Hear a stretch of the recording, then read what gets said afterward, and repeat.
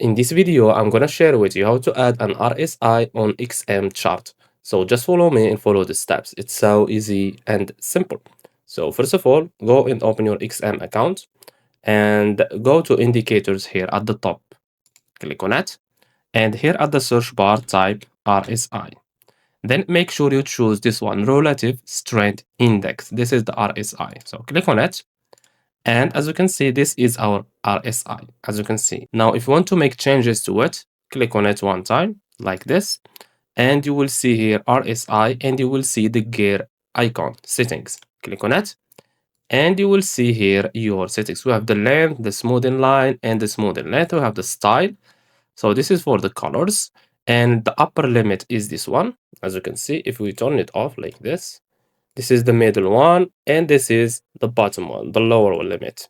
Okay, and that's it. So I hope you found this video helpful. Don't forget to give us a like and subscribe. Thanks for watching, and see you in the next one.